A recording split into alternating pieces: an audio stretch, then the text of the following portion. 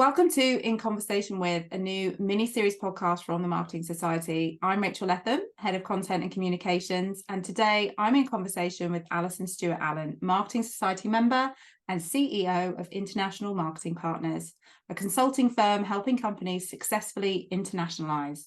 And this is part 2 of our 3-part Foreign Fails series, where we delve into both the global and the local perspective when it comes to branding. And we've seen over the years that one size does not fit all when going global. Companies often make incorrect assumptions that other markets are just like their home market. This can lead to expensive mistakes, and micro-marketing is really important. Myself and Allyson have talked ahead of this session. We've already spent 10 minutes discussing the pros and cons, the good, the bad, and the ugly. So today we are delving into her cabinet of curiosities. That's why we have filmed this as a video podcast, so she can show you some of the evidence too. So she's going to delve into some examples of successful cross-cultural marketing campaigns first and what made them effective. So welcome back, Allyson. Thank you very much, Rachel. Great to be here with you. So show us the good. What are the good, successful cross-cultural marketing campaigns, maybe the micro-marketing aspects, and what's made them effective in your mind? Yeah, fantastic. Well, one of the examples I'll show is KitKat. So we all know KitKat, have a break, have a KitKat. And in terms of their localization, in Japan, they have lots of different variants. Interestingly, they have a wasabi line extension. I've seen that, but I refuse to try it. I know, I'm not so sure about that one. They have a green tea KitKat. And on the back of their packaging, because it's packaged really nicely in a firm paper box, but there's a little space to write a message. So these are given typically as gifts to friends to congratulate them on exams or passing a driving test or some reason to celebrate. The other variant that I picked up when I was in Tokyo is the strawberry KitKat. I didn't actually try these. I wish I had, but I think these are great examples of a brand that recognizes that only one type of KitKat, a global template, isn't necessarily going to work everywhere. Now, interestingly, and related to that is Starbucks. Now, when I was on business in Singapore, because whenever I go places, I hunt down these sorts of things that I think, oh, that's interesting, that, here's a local execution that I don't see in other parts of the world. So in Singapore, in the Starbucks stores, they sell wraps, chicken wraps, vegetarian, halloumi, etc. But what's interesting about these wraps is that in this tiny package is a half of a wrap. So people don't want the full fat, the full size, large 2-half wraps. They just want this size.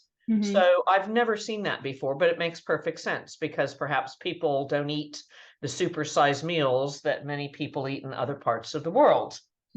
Now, speaking of supersize and Starbucks, interestingly, in the US, we have the Trenta.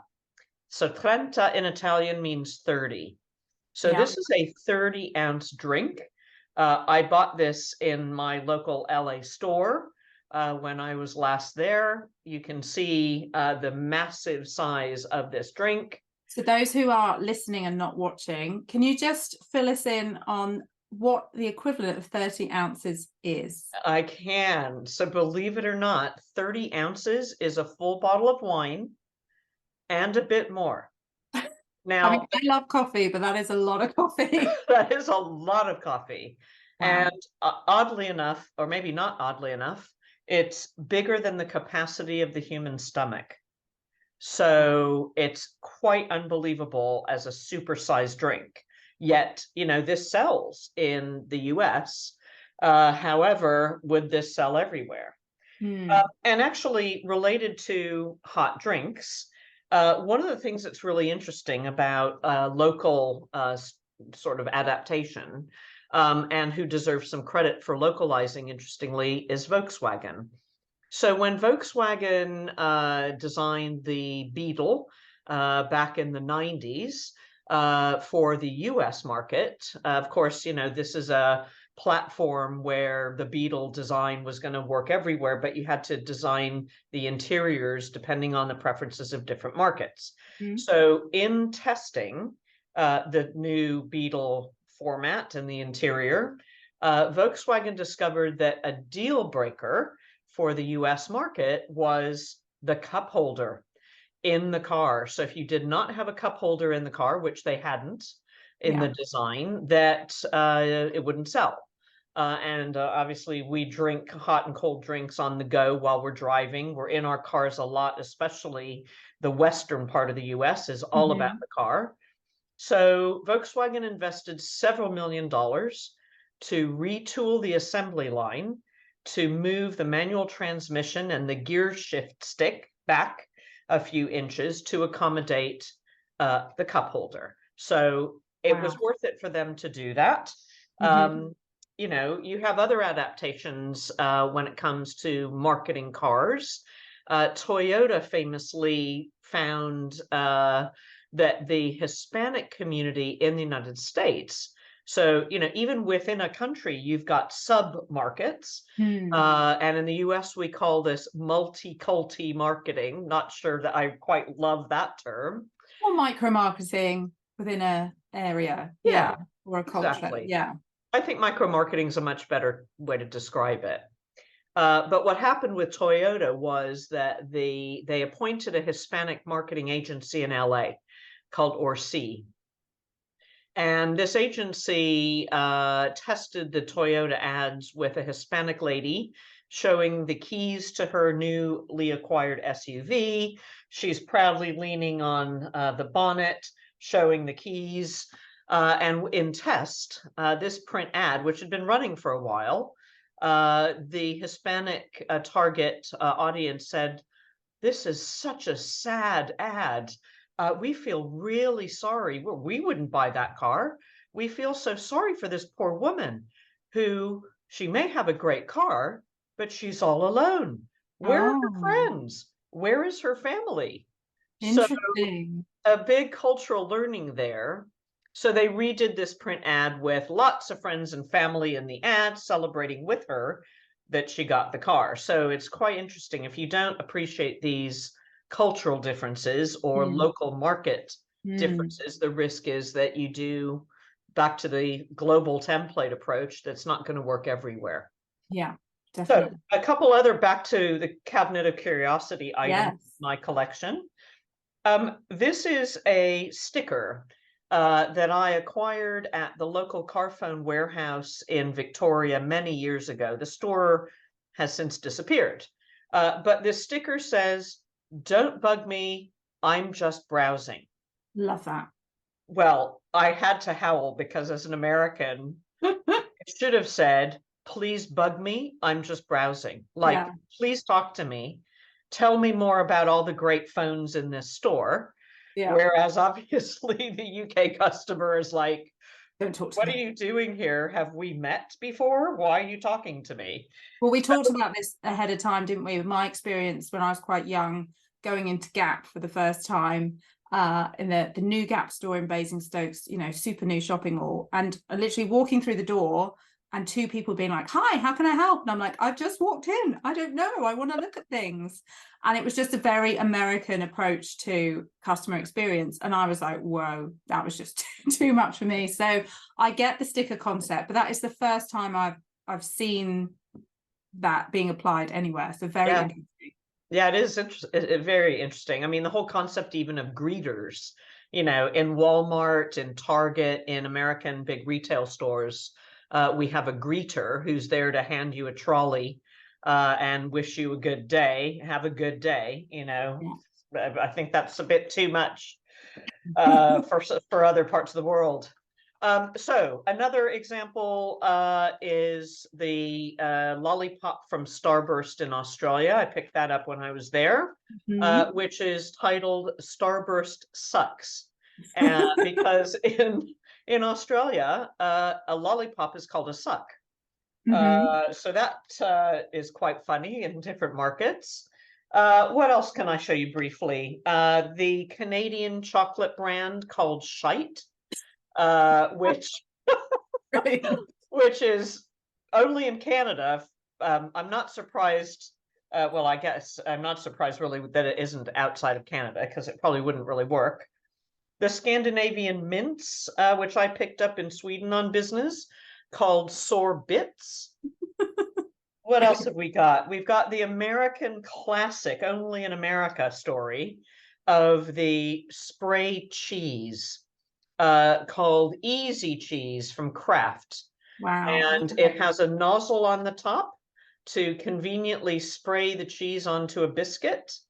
Wow. And it's American cheese, meaning that's the type, like, cheddar or Wensleydale. Well, this is American cheese, and this is a really popular item.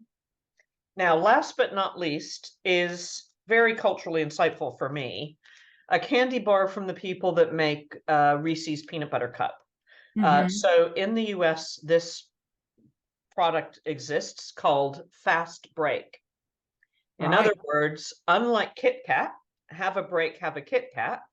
In America, have a break, but it better be fast, because you need to be back to work.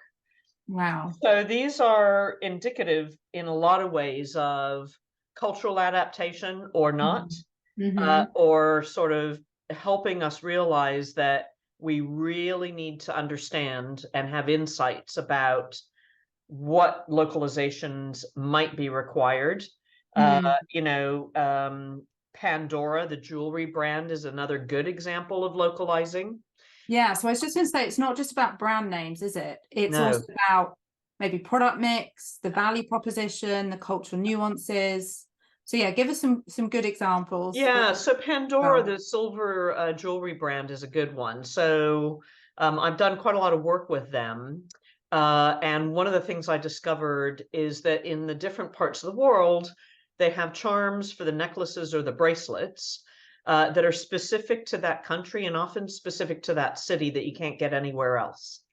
So, if you go, for example, in London, you can buy not just a Union Jack charm, but you can buy a Bobby's hat, you can buy a Buckingham Palace charm, and things that are specific to that location.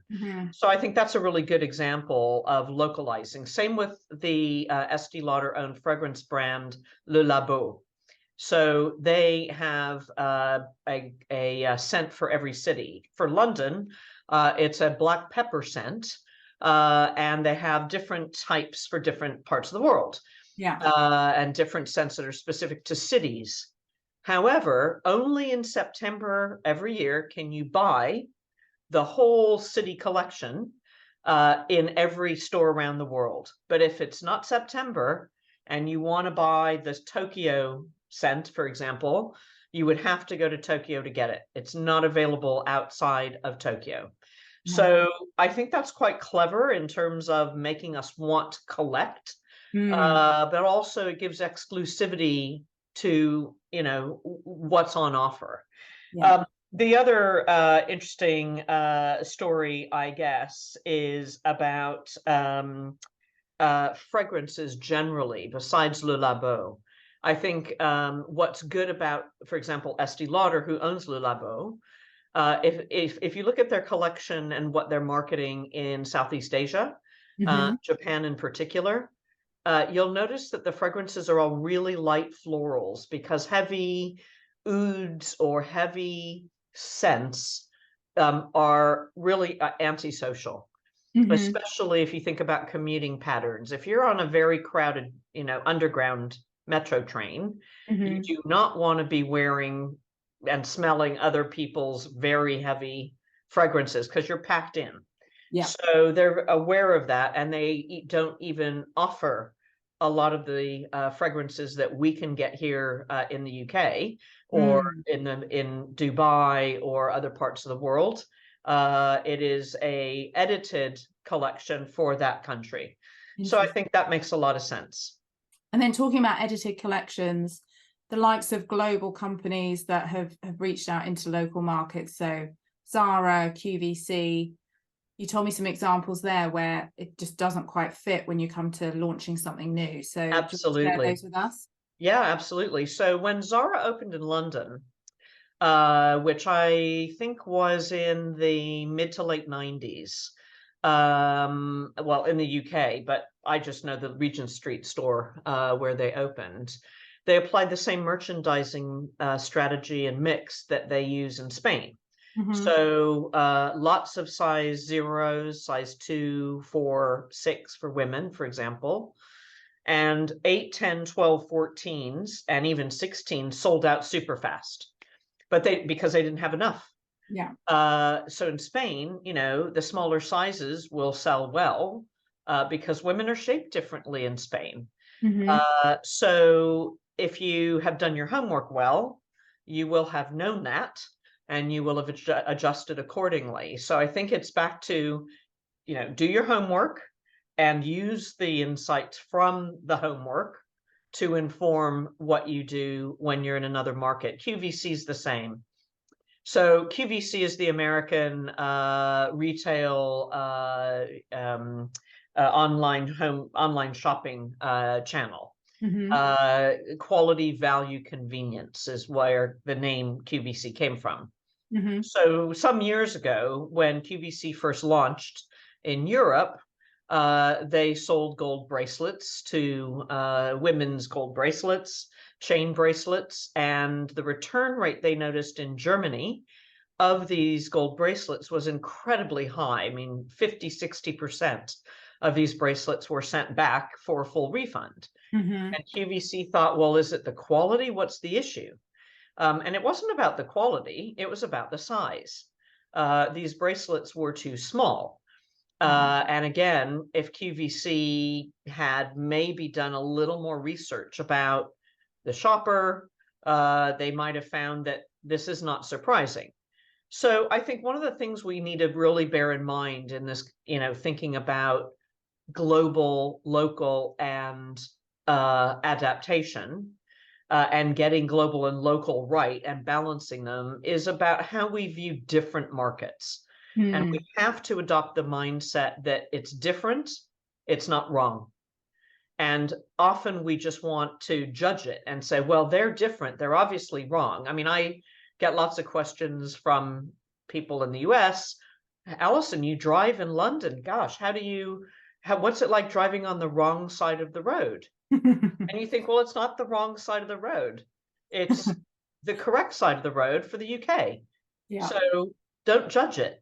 So I think that's really what I would love to leave people thinking about is acknowledge the differences, don't judge them as right or wrong, accept those differences and look at the commercial opportunities that are afforded to you because of those. Yeah. Fabulous.